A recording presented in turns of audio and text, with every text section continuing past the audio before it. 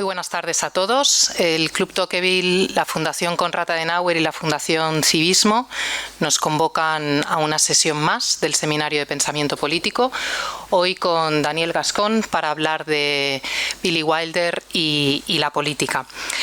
Daniel Gascón es aragonés, es escritor, traductor, guionista y es columnista y es el responsable de la edición en España de la revista cultural Letras Libres.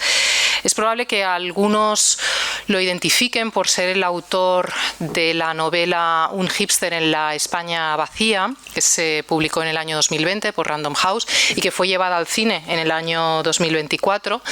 Otros a lo mejor lo identifican mejor con El golpe posmoderno, que se publicó en el año 2018, donde disecciona el procés en Cataluña y explica muy bien la diferencia entre una democracia liberal y pluralista y una democracia iliberal y plebiscitaria. Pero seguro que la inmensa mayoría identificamos a Daniel Gascón como columnista. No rehúye ningún tema polémico. Estaba repasando algunas de sus últimas columnas. Ha hablado de la nueva financiación autonómica o de la captura de Maduro o del nuevo libro de Juan Soto y Bars, Esto no existe, las supuestas denuncias falsas, o últimamente también la cancelación del seminario que se iba a celebrar sobre la guerra civil en Sevilla, con una frase que la verdad me gustó mucho. Dice: el sectarismo ya no se considera un defecto que deba esconderse, sino que se exhibe ahora como rasgo de pureza moral. La verdad es que muchos recibimos semanalmente las columnas de Daniel Gascón por diferentes grupos de WhatsApp, ¿no? Con la pequeña nota de lo último de Gascón. Y yo creo que esto, pues difícilmente un articulista puede aspirar a mucho más. Ustedes quizás se preguntan ¿por qué un cineasta? Es verdad que no es habitual que el Club Tocqueville en el Seminario de Pensamiento Político aborde el pensamiento de un cineasta. Ustedes ya saben que nosotros nacimos en el 2018 sobre todo pues para combatir con la palabra el procés y poner en valor la democracia liberal, pluralista, sujeta a límites y el Estado de Derecho, pero en los últimos años nos hemos querido abrir un poco más y poner en valor sobre todo la cultura occidental en general. Y por eso, de la mano, por ejemplo, de Luis Castelví, nos estamos ocupando más de temas de literatura, también en alguna ocasión, y queremos seguir haciéndolo, temas de historia. Y cuando Daniel Gascón nos propuso Billy Wilder, pues nos pareció una idea magnífica, aunque también hemos de decir que teníamos tantas ganas de que viniera aquí que hubiéramos aceptado cualquier cosa. Y antes de dejarle a él para que analice a Billy Wilder, sí que me gustaría decir una última cosa. Ya saben que ahora se han suprimido los últimos trenes a Madrid. Normalmente los ponentes que vienen de Madrid se quedan a dormir, pero él necesita estar en Madrid esta noche. Él sabía que nosotros solemos empezar este seminario a las 7 de la tarde. No quería importunarnos ni alterar nuestras rutinas y se ofreció a volver en autobús de noche a Madrid.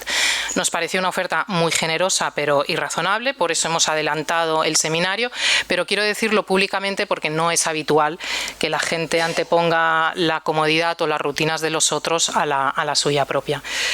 Entonces, Daniel, muchísimas gracias por estar, nos hacía mucha ilusión. De hecho, habías participado en el 2020 en una cosa del club, en una serie de entrevistas breves que hacíamos sobre la crisis del COVID, pero no te habíamos tenido aquí y nos hacía mucha ilusión. Así que nada, cuando quieras. Pues muchísimas gracias al Club Tocqueville por la invitación, que me hace mucha ilusión, y a Nuria por la presentación. Y sí que es un tema, bueno, un poco extraño, pero también me apetecía por la admiración que tengo por Billy Wilder, y porque me parece que a veces hablamos de otras cosas de él que no son... pues cuando pensamos en Billy Wilder no pensamos en esto, en su relación con la política, pero creo que sí que es interesante, ¿no? Él, como sabéis, en parte pienso también que es una especie de charla de teología, ¿no? Porque siempre pienso en las famosas palabras de Fernando Trueba cuando recibió el Oscar por Belle Époque, ¿no? Que dijo, yo no creo en Dios, solo creo en Billy Wilder, así que gracias, señor Billy Wilder. Y bueno, era alguien que como sabéis, tenía muchas...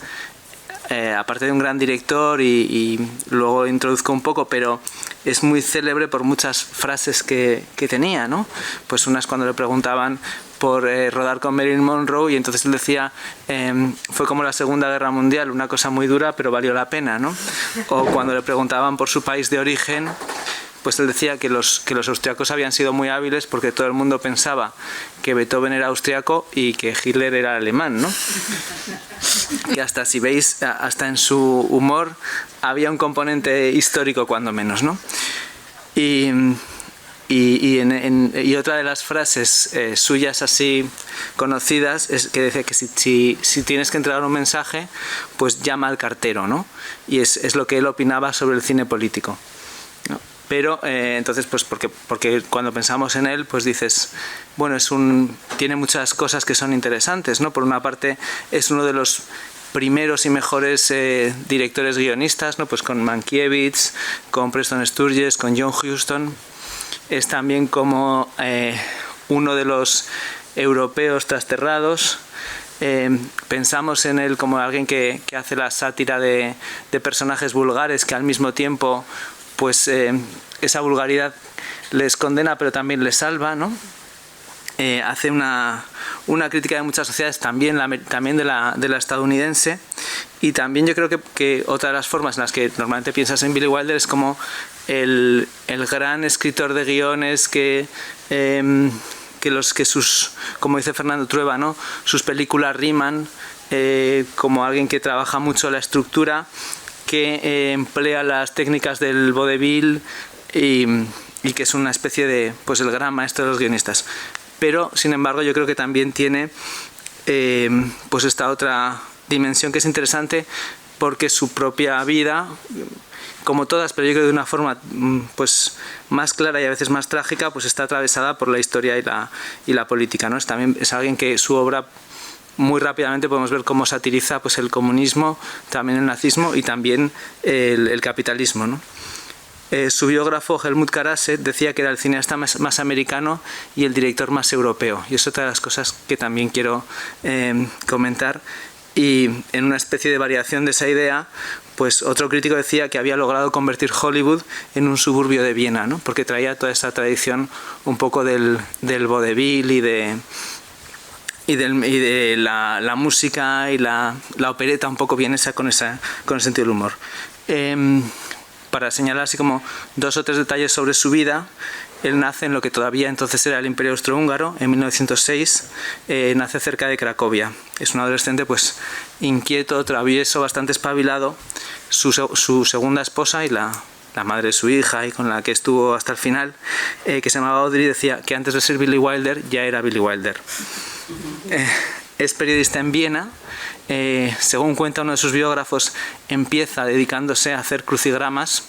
Esto me hace gracia porque fue un trabajo que también hacía un escritor también de origen judío, que es George Perec, y también trabajó en el Berlín de la República de Weimar, ¿no? O sea, si pensamos en esa frase de para entender a alguien hay que ver cómo es el mundo a los 20 años, pues ese es el mundo después de la Primera Guerra Mundial, el mundo de Weimar, del expresionismo, de las vanguardias, de cierta desorden y explosión artística, y también zozobra, ¿no?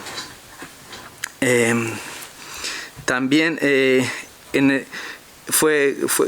inicia como periodista. Como sabéis, él luego fabulaba mucho sobre su propia vida, ¿no? Y ha contado alguna vez, pues, cómo intentó entrevistar a Freud un día y le echó de casa, y muchas anécdotas que no sabemos qué pasó, pero como él las cuenta son interesantes. Están publicados en español sus reportajes, se llama Billy Wilder Reportero, está en Laertes, y también están publicados los textos de quien era su maestro, que es alguien que además estuvo en la Guerra Civil Española, que se llama Egon Erwin Kisch, y que era un periodista, pues, de mucho prestigio, comprometido, vinculado a la sátira, y su libro en español se llama Escríbelo, Kisch.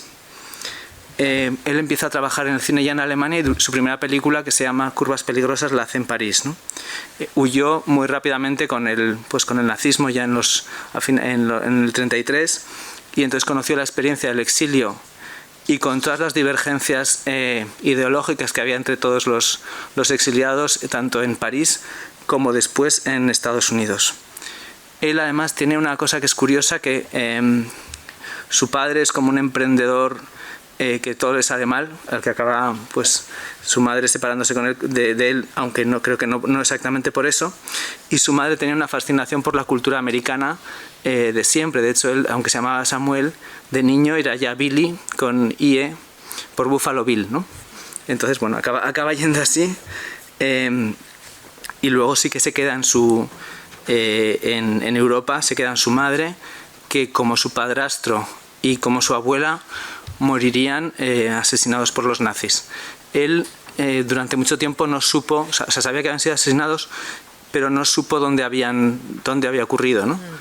Y lo descubrió, pues lo descubrió un biógrafo más tarde. En Nadie es perfecto, que es una de sus biografías, contaba Wilder: ahora soy un hombre viejo y tengo mis miedos particulares. O sea, ya con los 80 y pico años, ¿no? Decía: todos los días miro las esquelas de los periódicos y me fijo sobre todo en la edad del muerto. La mayoría son más jóvenes que yo. Me asusto y pienso: a lo mejor lo único que sucede es que se han olvidado de mí. Después de las esquelas, leo los artículos que hablan de crímenes con violencia y asesinatos. Me sorprendo con frecuencia pensando, lleno de miedo, que la víctima sería judía. Después busco los anuncios sobre homenajes y distinciones, premios Nobel, medallas al mérito y órdenes. Y siempre tengo la orgullosa esperanza de que el homenajeado, el distinguido, sea judío. En estos años de... Bueno, yo creo que también es un... Aunque él no lo pusiera de una forma muy destacada siempre, claro, es una experiencia terrible que le marca y que tiene un recorrido que veremos en su cine, ¿no? En esta época en la que él era, pues en realidad un refugiado político, él lo llamaba los años de las bajas calorías.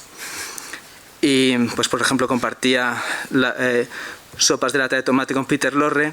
Y si os acordáis de un diálogo de Con faldas de a loco, yo al leer sobre estos años de bajas calorías recordé que hay un momento que dice uno de los personajes de otro: el vacío del estómago se le ha subido a la cabeza, ¿no? Hay un momento en el que caduca su visado de turista, y entonces Wilder tiene que salir de Estados Unidos a México, ¿no? para renovarlo. Y entonces le falta un papel para entrar, y hay un cónsul que le dice: ¿pero usted para qué quiere ir a Estados Unidos? Y entonces le dice: bueno, me gustaría hacer películas. Y el otro, aunque no tiene los papeles, le dice: bueno, pues a ver si le sale alguna buena, ¿no? Y él recordaba mucho tiempo después eso, y también descubrió que no era el cónsul, sino uno que estaba sustituyendo al cónsul. O sea, tuvo la suerte de que el vicecónsul fuera amable, ¿no? Una palabra que repiten muchos sus biógrafos es Auslander, ¿no? La idea del extranjero, del que es el de fuera. Lo era en Polonia, como judío de habla alemana, también lo era en Viena, porque es un recién llegado, lo es en Berlín, y también es en París como refugiado. Y aunque tuvo un éxito tremendo en Hollywood, y aunque a veces pues cuando le preguntaban: bueno, es que ahora no puede hacer películas, cuando digamos su estrella decayó, decía: bueno, pero anda que no me ha ido bien, ¿no? Y aún así siempre creo que tiene en toda su obra esa mirada un poco perspicaz que tiene el extranjero, ¿no? Que siempre se fija en las cosas un poco raras y que no concuerdan, ¿no? También creo que puede tener que ver su deseo de permanecer en Hollywood, que por fin había encontrado un lugar donde estar, contribuye a que se mantenga al margen de la política. Esto yo creo que hay bastantes razones. En la época, digamos, de la Segunda Guerra Mundial y de la posguerra inmediata, ¿no? Pues primero es un extranjero de origen alemán, tiene unas ciertas simpatías liberales, y por supuesto los refugiados son sospechosos. Luego también había al principio esa reticencia a destacar demasiado el antisemitismo de los nazis, ¿no? Porque pensaban que podía ser contraproducente, ¿no? Es como aquí vamos a pensar que es que los judíos empujan a Estados Unidos a una guerra, y había ese problema. Y luego, cuando acaba la Segunda Guerra Mundial, pues es el momento del pánico al comunismo, ¿no? Entonces también era malo haber sido antifascista demasiado pronto, ¿no? Se decía lo del antifascista prematuro.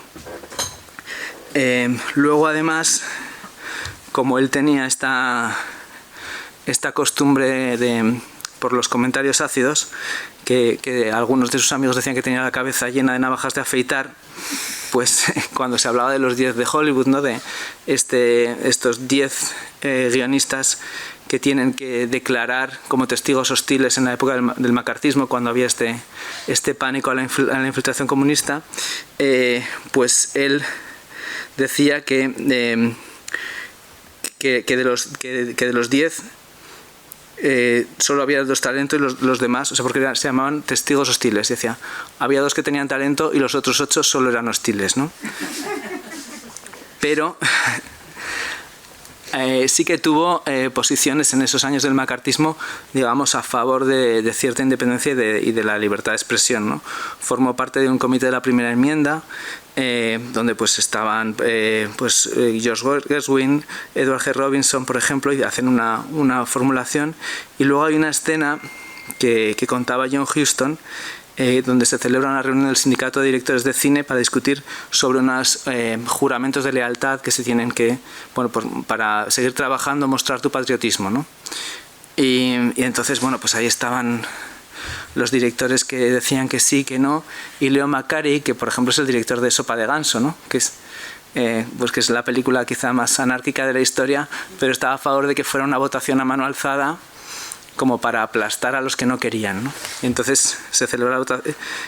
Uno que levanta la mano enseguida en contra de esas peticiones es John Huston, ¿no? Y entonces cuenta que nadie más levanta la mano, excepto ahí como al final tímidamente Billy Wilder, ¿no? Y entonces Huston dice, bueno, esto era algo bastante valeroso, porque es alguien que no tenía una posición establecida, que además venía de otro sitio, y por otra parte Billy Wilder nunca le dio importancia a eso. Él decía que en esos años, como trabajaba con un co-guionista que era Charles Brackett, que era pues conservador, republicano, un hombre de educación pues bueno, de otra generación, ¿no? Pues que eso le protegía en cierta manera, ¿no? Con estas pinceladas yo creo que se puede ver que la vida de este cineasta tuvo una dosis abundante de historia y política, y que a veces también lo reflejó en sus películas, ¿no?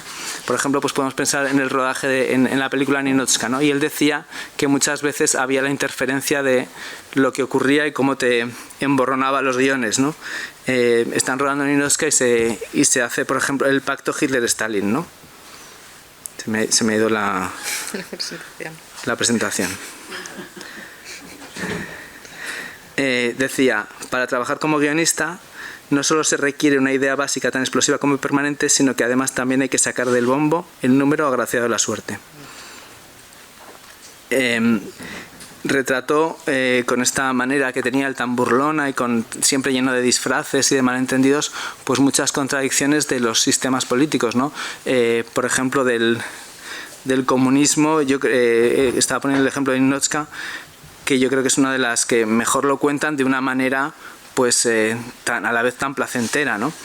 A veces yo creo que puede resumir la brutalidad del estalinismo en una línea, ¿no? Por ejemplo, cuando están allí, que llegan los 3 comisarios, entonces uno le dice al otro, las últimas purgas han sido un éxito, hay menos rusos pero mejores. Wilder admiraba mucho a Lubitsch, ¿no? Que es el director de Ninotchka, y decía, bueno, hay una cosa que no me resisto a contarla, porque aunque no es de la política, pero una de las innovaciones en esa época se puso de moda hacer las previews, ¿no? De las películas con público para ver cómo funcionaban los chistes, si había que cambiar el final y eso, ¿no? Y entonces contaba Wilder que estaba volviendo en el coche con Lubitsch, con el director, después del screening, y estaba leyendo las tarjetas del público que escribía lo que les había parecido la película. Y entonces Lubitsch de pronto le entra un ataque de risa al leer lo que ha escrito alguien sobre la película, que le dice, es buenísima, me he meado en la mano de mi novia. Pero bueno, volviendo al otro tema, aunque admiraba mucho a Lubitsch, era muy crítico con Mitchell Leisen, ¿no? Que es otro de los directores para los que trabajó mucho y para los que escribió la película que muchos consideran que es la más autobiográfica de él, que se llama Si no amaneciera, donde el protagonista está en un hotel también en la frontera intentando llegar a Estados Unidos y que le dejen pasar. O sea, una situación bastante parecida, ¿no? Hay muchos elementos traspuestos, ¿no? Y además, por ejemplo, pues en el protagonista hay oficios, ha tenido oficios que son los que tuvo Wilder, porque Billy Wilder, además de periodista, pues él le gustaba decir que había trabajado de gigoló y de bailarín, y que es lo que ha hecho el mismo personaje, ¿no? Hay también un momento en el que un personaje se pone a recitar este poema famoso de Emma Lazarus de dadme vuestras masas cansadas y apelotonadas, y alguien lo oye y cree que es la Declaración de la Independencia, ¿no? O sea, que ahí juega con el espíritu de acogida y de refugio, y es curioso, por una parte, que Billy Wilder se sintiera tan ofendido porque Mitchell Leisen no entendiera un guión que contaba en cierta manera su historia, y también ver que es una película que habla de un problema que nunca desaparece, ¿no? Que es la cuestión de las migraciones, la cuestión del refugiado político, ¿no? Por otra parte, a veces se podría hacer como, igual que hay estas listas de los encuentros que no sucedieron o que no se llegaron a ocurrir, también de las películas que no sucedieron, es un remake que no se llegó a rodar de Ninotchka, esta vez haciendo una sátira de los nazis, y donde alguien, pues para escapar, pues le ofrecían casarse con una aristócrata austriaca, ¿no? Y le hacían un examen para ver si era lo bastante ario, y entonces resulta que un labio suyo era ario y el otro no era ario, ¿no? Estos, o sea, son asuntos estos que aparecen en muchas de sus películas, ¿no? Este periodo. Otra película que seguramente habréis visto, muchas de las que están hechas las podéis ver en Filmin, ¿no? Por ejemplo, en pues la que voy a decir ahora, Berlín Occidente, que a mí me gusta mucho, con Marlene Dietrich, donde una congresista de Iowa tiene que ir allí porque hay demasiada confraternización entre los soldados estadounidenses y los civiles alemanes, ¿no? Y que además con un pasado bastante dudoso. Ahí, por ejemplo, dice frases que también son pues bastante curiosas, ¿no? Que dice, se dice: si das a un hombre hambriento una rebanada de pan, eso es democracia, pero si dejas puesto el envoltorio, eso es imperialismo. Y claro, como están vigilando la moralidad, alguien sugiere que el comité de moralidad no vaya a Berlín, sino que se dirija a Washington DC. Otras películas pues que tratan de esta época son está 5 tumbas al Cairo, y otra que es Traidor en el infierno, que yo volví a ver anoche, que sucede en un campo de concentración y que es la búsqueda, digamos, de un traidor, ¿no? Y es una película que no es de las mejores de Wilder, pero también se ha visto muchas veces como pues una alegoría del macartismo, ¿no? Y sí que tiene, pues, sin ser de las mejores, tiene momentos que son muy disfrutables, ¿no? Por cierto, que cuando se fue a estrenar la película en Europa, pues sugirieron que un personaje malo, que en vez de ser alemán fuera polaco, porque ahora ya había que llevarse bien con los alemanes otra vez, ¿no? Y entonces Wilder se negó y ahí se rompió su relación con la Paramount. Es después de cuando vuelve a Europa con el ejército, para hacer filmes para el ejército, Wilder se entera de que parte de su familia ha desaparecido en los campos de concentración. Y de hecho hizo una película, que es uno de los primeros documentales, montando imágenes de las liberaciones de los campos, ¿no? Y hay un texto muy interesante de una crítica que se llama Kate Stephenford, que dice que si pensamos en las películas de la década posterior, una figura que se repite mucho en el cine de Billy Wilder son formas de muertos vivientes, ¿no? Yo creo que el caso más claro es en El crepúsculo de los dioses, ¿no? Que si os acordáis, el guionista aparece muerto en la piscina y cuenta lo que ha sucedido, pero también son figuras que están en Días sin huella, con ese personaje que tienen también algo de zombie, ¿no? También está, por ejemplo, en El gran carnaval, ¿no? Que es la historia del que se queda atrapado. Y me parece que es curioso, porque muchas veces esa figura, digamos, que viene un poco del expresionismo y que nunca asociarías a Billy Wilder, que sí que lo asocias con el expresionismo, pero te parece que es un director realista, y sin embargo creo que puedes detectar en esos años, es verdad que es una lectura muy, muy perspicaz y sorprendente, ¿no? Luego yo creo que después de hacer esta especie de análisis tan devastador, digamos, del comunismo en Ninotchka y de las prácticas nazis y de lo ridículo porque muchas veces por la vía del ridículo también se dedicó a burlarse del sistema en el que vivía, ¿no? Con muchas de las películas yo creo que son mejores, ¿no? A mí una que me encanta y seguro que a vosotros también, ¿no? Que es 1, 2, 3, donde se ríe un poco tanto del capitalista estadounidense como de la pija sureña que se enamora del guapo, y que también tiene uno de estos resúmenes tan buenos de cómo funciona un sistema, ¿no? Porque dice el yerno ¿no? Que es como un guapetón comunista que le están adecentando porque lo tienen que presentar, y dice, pero no puede ser, llevo siendo capitalista 5 minutos y ya le doy dinero a todo el mundo. Y dice, claro, esa es la magia del sistema, ¿no? No quiebra porque todo el mundo le debe dinero a alguien, ¿no?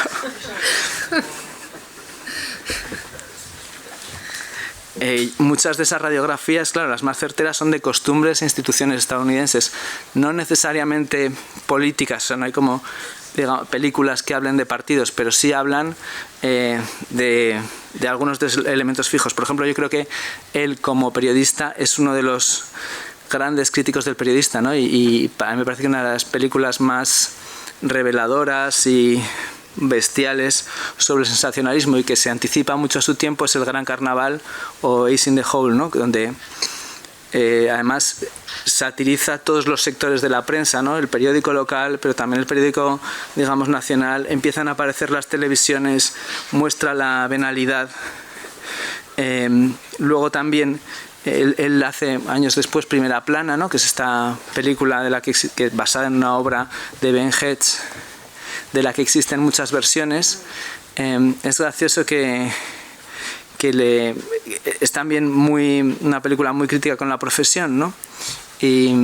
Pero le preguntaba Fernando Trueba en una entrevista, bueno, ¿usted le habría gustado hacer más películas? Dice, no, me habría gustado. Dice, no, lo que me gustaría es haber hecho 6 películas menos, ¿no? O sea, que está bien, ¿no? Como un escritor que dice, no más sino menos.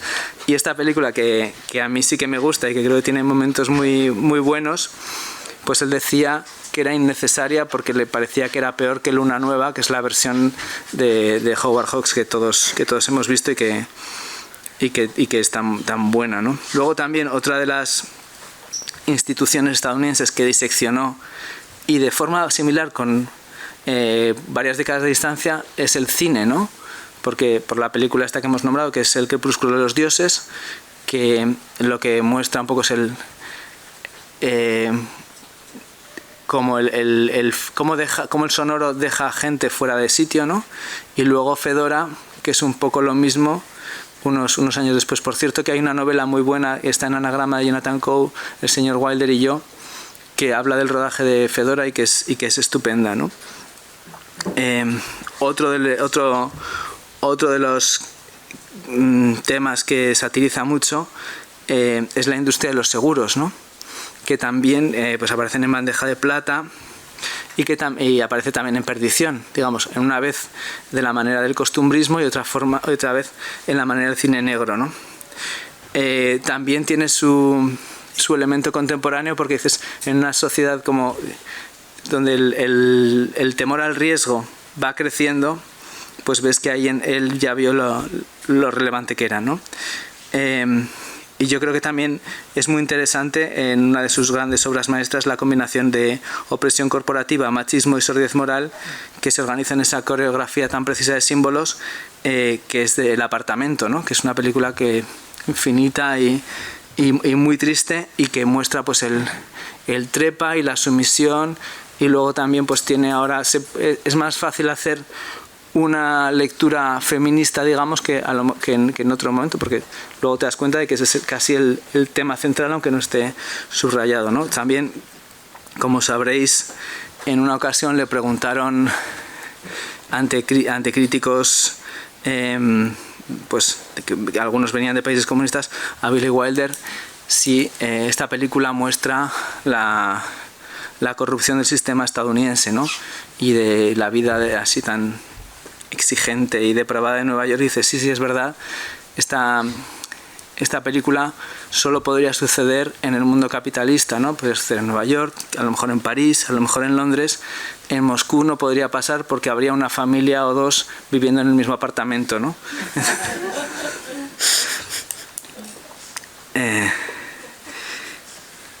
Luego, otro elemento que satiriza con mucho acierto es el matrimonio, ¿no? Que también es una gran institución y entonces yo creo que hay ejemplos que podemos pensar. Por supuesto está en La tentación vive arriba, que no creo que sea una de sus mejores películas, pero bueno, tiene momentos memorables, y Bésame tonto, ¿no? Que es por ejemplo, él mismo y consideraba que era uno de sus mejores guiones, y hay unos minutos que rodó con Peter Sellers haciendo de marido temeroso de que su mujer le engañe, y que decía Billy Wilder que era lo mejor que había rodado nunca, pero Sellers se puso malo y no lo pudo hacer con él. Pero es una película muy, muy curiosa que muestra pues los temores y las fantasías, y también la inversión de papeles, donde la ama de casa sueña con ser la díscola y la prostituta sueña con ser el ama de casa, ¿no? En un pueblo que se llama Clímax, ¿no? Y que además es bastante anticlimático en sí, ¿no? Porque está como en medio de la nada. Está basada en una obra de teatro que a veces en las obras de teatro la misma actriz interpretaba a los dos. Otra cuestión llamativa de Billy Wilder y que es una de las cosas que es interesante, aunque también lo marca mucho de su época, es que la prostitución aparece mucho en su cine, ¿no? Incluso con una visión pues que puede ser un poco idealizada, o supongo que también para burlarse de la visión convencional, pero piensas en Irma la Dulce, ¿no? Donde el personaje lo que quiere es como retirarla, ¿no? Pero es muy llamativo que apareciera. O también otro elemento, ¿no? Que es en una de sus últimas películas y de las más bonitas para mí, que es Avanti, ¿no? Que es pues una visión, no sabría decirlo, pero como deportiva casi del adulterio, ¿no? Donde hay como una especie de fidelidad entre los amantes, ¿no? Yo creo que en muchas de esas películas también vemos que hay como una especie de contraste entre lo que sería el tópico estadounidense y el cliché de una Europa reimaginada, ¿no? O sea, si pensamos como en los Estados Unidos que aparece, pues están ese mundo como corporativo, un poco aburrido, y por ejemplo tienes como una versión un poco idealizada de una Europa que tiene algo de cuento, ¿no? Si pensamos, por ejemplo, en Ariane, ¿no? Si os acordáis, y El principio, que es como donde la gente se dedica al amor, y entonces ahí había una escena que es curiosa, que decía Billy Wilder, porque él era peor que Lubitsch, ¿no? Que empieza la película, ¿os acordáis? Es como París, tal, con la voz en off, y entonces hay una pareja que se está como besando, ¿no? Y entonces pasa el camión con el agua y entonces les moja, y decía Billy Wilder, es que Lubitsch lo que habría hecho es que se hubiera parado y luego que hubiera seguido regando, habría respetado ese momento del amor, ¿no? También, por ejemplo, ahora que mencionaba lo de París, también se podría establecer una diferencia entre ese París que es como más idealizado, que también es el de Irma la Dulce, totalmente fantasioso, y un Berlín que en el cine pues aparece mucho más, de una forma más áspera, ¿no? Sobre todo en Berlín Occidente, y que es la ciudad, pero son dos ciudades en las que vivió, ¿no? Que eso es interesante, ¿no? Yo creo que si vemos en su cine, muchas veces se dice que es un cínico. Yo creo que a veces cuando se traduce del inglés y es más bien sería un escéptico que un cínico, pero que ese escepticismo siempre está como mezclado de una forma inseparable con el romanticismo, ¿no? Porque la visión de la realidad es la combinación de las dos cosas, ¿no? Me parece que el humor es lo que se emplea para revelar las inconsistencias y también para hacer un juego que es muy curioso, que muestra y oculta lo trágico, ¿no? De muchas maneras distintas. He puesto el ejemplo de los chistes en Ninotchka sobre las purgas, ¿no? Eso estás ahí mostrando y ocultando. Y que a veces también este recurso al ingenio, al humor negro, a la frase perfecta, pues es una manera extraña y paradójica de autobiografía. Y bueno, esto era lo que quería deciros. Muchas gracias. Muchas gracias.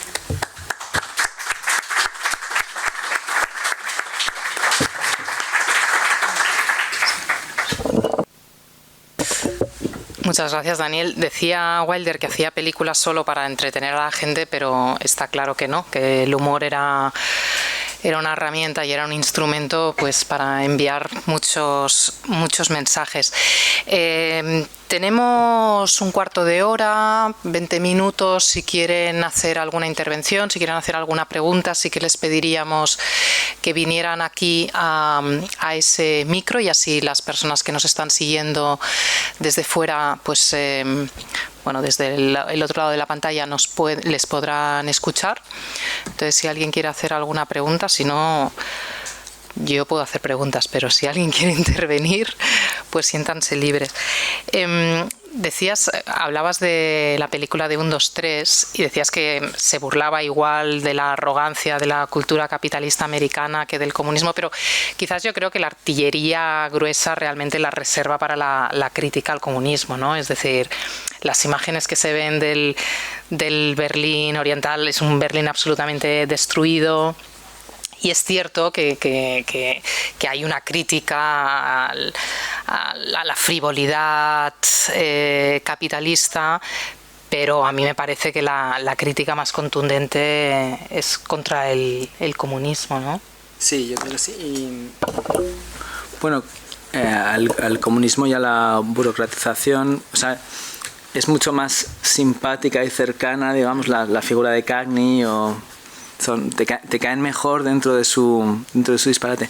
Y luego también esa película, otra de las cosas que muestra de una manera así muy económica es como este personaje que aparece, creo que es un guardia de seguridad que ha sido nazi y es comunista, ¿no? Y entonces se equivoca al hacer los saludos todavía, ¿no? O sea, que te cuenta mucho de la memoria y la acomodación y la adaptación, y entonces es muy curioso como de esa manera tan sutil y tan económica, pues te dices, bueno, aquí hay mucho por contar. Él contaba que tenía las cajas de zapatos donde guardaba ideas, ¿no? Y que luego pues a veces las colocaba en una película o no. Por ejemplo, había una cosa en esta de Traidor en el infierno, que veía que había una mini escena de travestismo que pensé, bueno, casi parece que vaya a salir con faldas y a lo loco, ¿no? En cierta manera, ¿no? Sí, es esta idea de que a veces no es necesario un gran discurso para que las personas detecten algo. Yo creo que otro tema interesante que aparece es esta idea, claro, es un gran tema en Alemania, es decir, hasta qué punto la gente normal o la gente ordinaria sabía, y esto él también, pues, de manera breve y sutil, pero también lo trata, él deja en evidencia que claro que se sabían cosas, ¿no? Una pregunta, ¿tú crees que el judaísmo tiene una importancia en su cine? ¿Se ve? Yo creo que sí que la tiene. O sea, la conciencia de ser judío, de haber pasado eso, de tu propio destino, me parece que sí, que no lo refleja a lo mejor de una forma tan abierta como otros, pero sí creo que es un elemento, ¿no? Y sí que si buscamos, no sé, pues por ejemplo el médico que vive al lado de Jack Lemmon en el apartamento, ¿no? Que todo el rato le dice, tienes que ser un mensch, ¿no? Pues parece claramente de origen judío, y hay otros personajes. Luego él le ofrecieron, él estaba siempre muy interesado en la lista de Schindler. Y fue de los que descubrió esa historia, ¿no? Y Y entonces yo creo que, y por ejemplo, a lo mejor en su obra no, pero en ese fragmento que he leído de su autobiografía, pues ves que sí que era algo que claramente le preocupaba, aunque por ejemplo pues a veces buscaba guionistas que fueran muy distintos a él, ¿no? También yo creo por una cuestión del idioma, pero Brackett pues era una persona así pues muy, muy distinta y no venía de ese mundo, ¿no? Luego también tenía otra cuestión que no tiene que ver con el judaísmo, pero que es interesante, que sabéis que él era un hombre como muy moderno y muy pues coleccionaba arte contemporáneo y tenía una colección muy buena, y por ejemplo así leyendo cosas para esto he visto que tenía obras del grupo Crónica español, ¿no? Y Fernando Trueba cuenta que cuando lo conoce pues le pregunta por artistas españoles, pues o sea que no es que tuviera Picassos, que también, pero es que también sabía de eso, ¿no? No sé si alguien más quiere intervenir, quiere hacer alguna pregunta o quiere preguntar por alguna película en concreto. Sí, por favor, pues si puede acercarse. Sí, aquí mismo. Y enciende el micro. No. De pie, sentado, como... Sí. Es que si no queda grabado y los que nos están viendo por el ordenador no lo pueden seguir. Diga. Bueno, es que esto de ver la pantalla... Sí, es verdad. Pero bueno, sí, más o menos... No te preocupes. Ya, Ahora, no mejor, ¿no? Sí, mira, es una pregunta muy corta. Bueno, en primera plana, digamos, había una cierta visión romántica del periodismo, a pesar de que había, digamos, un periodismo muy cínico, un periodismo, si quieres, muy de ir a saco, pero que siempre había buscar la noticia por encima del todo. Y seguramente con la intención clara de molestar al máximo al poder, porque lo importante era el lector. Mi pregunta es si ahora mismo en España este tipo de periodismo existe, y si existe, ¿quién es? Sí, pensado... Sí, no, ya está bien. Sí. De hecho, que eso no lo he dicho, pero lo tenía como apuntado, que el Gran Carnaval es mucho más dura que Primera Plana en el retrato del periodismo, ¿no? Porque los otros pues al final sirve para algo, también es el grupo, es más entrañable, ¿no? O sea, sí, con una cosa que me llama la atención de las películas del periodismo y en general de los retratos del periodismo, que es cuando parecía que el periodismo era pues influyente y se vendían muchos ejemplares y todo eso, en las películas siempre ha habido la versión idealista, pero muchas veces aparecían esos periodistas un poco pues cínicos y sí que quieren dar la noticia, pero están dispuestos a pisotearlo todo, y la película muestra pues el lado un poco más sórdido e inmoral. Y en cambio ahora que los periódicos casi no pintan nada, y que además por pintar o por su debilidad económica y todo eso son más dependientes del poder, pues lo que hacemos es como aplaudirnos mucho y decir somos necesarios para la democracia, la verdad es lo más importante, y en cambio cuando eran importantes era más pues vaya panda de sinvergüenzas, ¿no? Que yo creo que son necesarios y tal, pero me llama la atención, dices, bueno, tendría que decirlo otros y no nosotros mismos, ¿no? Como la frase esa que se atribuye a Margaret Thatcher y a un jefe de la mafia, no sé quién es el que lo dijo, ¿no? De que ser poderoso es como ser una dama, que si lo tienes que decir es que no lo eres, ¿no? Pues a veces con los periódicos y su importancia para la democracia, pues también funciona. Yo creo de todas formas que el cambio de modelo y la precariedad de las empresas y también de los periodistas pues hace que seas menos independiente del poder. También que estés en un sector que es menos boyante también te da menos incentivos para apartarte, ¿no? Y luego creo que sí que hay otra, a veces que hay otra idea que me parece puede ser negativa, que es la idea del periodismo activista de lo que sea, ¿no? Cuando tú dices, bueno, tú lo que tienes que hacer es dar la noticia y pensar que a la larga eso mejore en alguna manera, pero el oficio en principio no es mejorar las cosas, sino hacer una cosa tan pequeña, ¿no? Si tú fueras un carpintero y dices las mesas son necesarias para la democracia, pues es verdad, pero tienes que hacer la mesa bien, ¿no?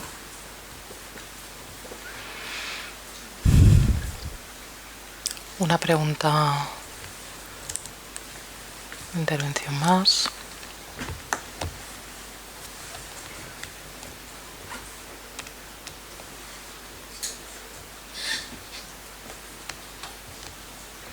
¿Cuál es tu película favorita? Pues, bueno, yo creo que la más perfecta es El apartamento, me parece. Pero depende un poco del día, porque 1, 2, 3 me gusta mucho porque me gusta mucho la velocidad, ¿no? Digamos que tiene. Es muy rápida. Y creo que ahí Cagney está muy bien, ¿no? Entonces, depende un poco del día, ¿no? No sé, Perdición es muy buena, pero es una obra maestra, pero más estilizada, más de género, ¿no? Y creo que el apartamento pues tiene mucha riqueza, ¿no? Digamos, por una parte de cómo juega con la llave, con el espejo, o sea, ves esa película de arquitectura, es increíble, ¿no? Luego la forma en la que están hechas las oficinas, que sabéis que es el gran decorador que tenía. La voz en off yo creo es de las mejores que se han escrito en la historia del cine, ¿no? Toda Shirley MacLaine, o sea, creo que es una película realmente que tiene todo y también esa combinación entre la comedia y el drama, ¿no? O sea, pero... Sí, a ver, esto que diré a lo mejor es muy cursi, pero a mí lo que me gustó del apartamento es que al final él se rebela contra el sistema porque está enamorado. Claro, o sea, el sí. amor salva su dignidad personal, Sí. Porque antes había sido un personaje absolutamente rastrero, pero en el momento en que se enamora, pues ahí Sí. ya... Sí, ahí como... Antes que con Ricardo hablamos de la dignidad, no sé si eso sería, pero ahí el rapto de dignidad es por el amor, ¿no? De cierta manera de... Sí. Y luego creo que también como... esos elementos de la jerarquía corporativa, de la cutrez, del machismo, de muchas cosas, yo creo que es una película que es muy, muy rica, ¿no? Y luego, en cambio, ves con los niños con faldas de oro loco y funciona como la Coca-Cola, ¿no? Por usar 1, 2, 3. Sí.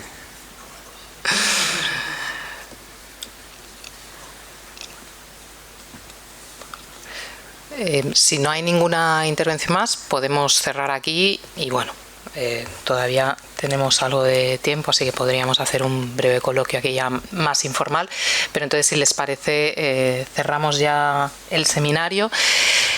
Te damos las gracias. Yo sí que pienso que tú precisamente eres una de las voces más lúcidas y libres en el periodismo en España, así que vamos a seguir encantados leyéndote.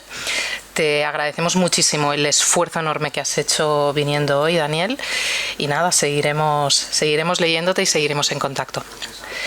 Y es verdad, el próximo acto del club será el próximo miércoles 18 de febrero en el Círculo Ecuestre. Tendremos a Cristina Dexeus, que es presidenta de la Asociación de Fiscales, para hablar de la politización de algunas instituciones, particularmente del Ministerio Fiscal. Y este creo que es el próximo acto. Y el siguiente, pero no sé la fecha, el siguiente seminario del pensamiento político será con el profesor de Ciencia Política, Ángel Rivero. Ángel Rivero ya lo conocen, que ha venido también en alguna ocasión, también somos muy fans de Ángel Rivero. Y anunciaremos la fecha exacta pues a través de los canales habituales. Muchas gracias, Daniel. Muchísimas gracias a vosotros.